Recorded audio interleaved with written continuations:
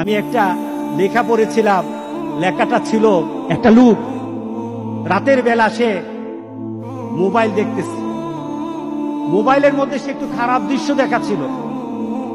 এমন সময় মেয়ে গিয়ে ঘরে ঢুকলো, মেয়ে ঘরে ঢুকে দেখলো বাবা তার মোবাইলের মধ্যে খারাপ দৃশ্য দেখে। আছে কিনা এমন ছেলেরা, এমন আছে কিনা বলেন? এগুলির কারণেই তো জানা, এগুলির কারণেই তো জানা। দৃশ্য দেখছে, মেয়ে দেখে ফেললো। মেয়ে তখন বাবাকে বলল, বাবা তোমার লজ্জা লাগলো না? লজ্জা করে না? একটা শব্দ বলেছে, লজ্জা করে না বাবা, লজ্জা করে না বাবা। মেয়েটা ঘরে চলে গেল। সেই বাবা যন্ত্রণায় ভুগতে আরম্ভ করলো, আরে আমার মেয়ে দেখে ফেললো, আমার মেয়ে কি কথাটা বলেছে, লজ্জা করে না বাবা। মেয়েটা সহ্য করতে পারলো না। সে লোকটা অফিসে চলে গেল, অফিস করতেছে, কিন্তু আর ভালো লাগে না। মেয়েটা কি বলেছে, লজ্জা লাগে না বাবা। কিন্তু মেয়েটার যন্ত্রণায় সে হার্ট ফিল করলো, বাবার এই অবস্থা দেখে হার্ট ফিল করলো। মেয়েটা এরপরে মারা গেল। বাবা যখন বাড়িতে ফিরে আসলো, মেয়েটা বাবার মাথাটা নোয়া, লজ্জিত একটা মুখ। এখনই আমার মেয়ের সাথে দেখা হলে আমার কানে বাজতেছে, আমার মেয়ে আমাকে বলেছে লজ্জা লাগে না বাবা। আমি কিভাবে আমার মেয়ের সামনে যাব, আমি কিভাবে আমার মেয়ের সামনে যাব? এই চিন্তা যখন করতেছে, এমন সময় দরজা খোলার সাথে সাথে একটা চিৎকার শুনলো। স্ত্রী চিৎকার বলতেছে, আমার মেয়েটা মারা গেছে, আমার মেয়েটা মারা গেছে।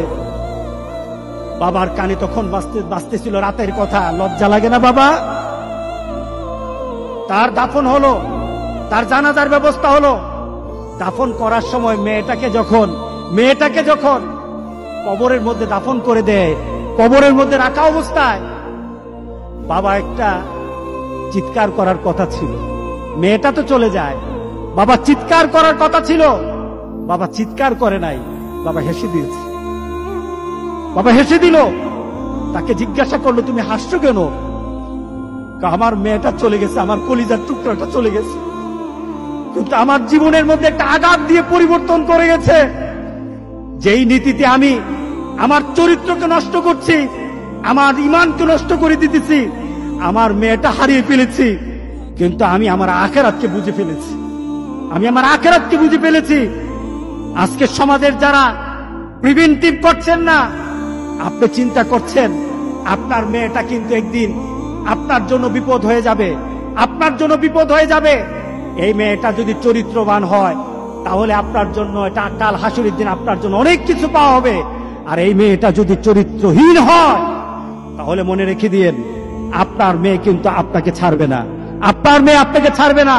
সুতরাং আমরা যদি হতে চাই, ভালো একটা বাবা হবো, রাজি আছে সবাই? এই দুশ্চরিত্র স্বভাব যার মধ্যে আছে, যেই বাবার মধ্যে দুশ্চরিত্র স্বভাব আছে, এই কারণেই মেয়েগুলি খারাপ হয়, ছেলেগুলি খারাপ হয়। বাবা নামাজ নাই, মেয়ের নামাজ নাই, মার নামাজ নাই, মেয়ের নামাজ নাই, ছেলের নামাজ নাই। সুতরাং আমরা চলুন একটা সুন্দর একটা সমাজ চিন্তা করি, যে সমাজের মধ্যে খারাপই থাকবে না, প্রতিরোধ গড়ে তুলবো ইনশাআল্লাহ। রাজি আছে সবাই?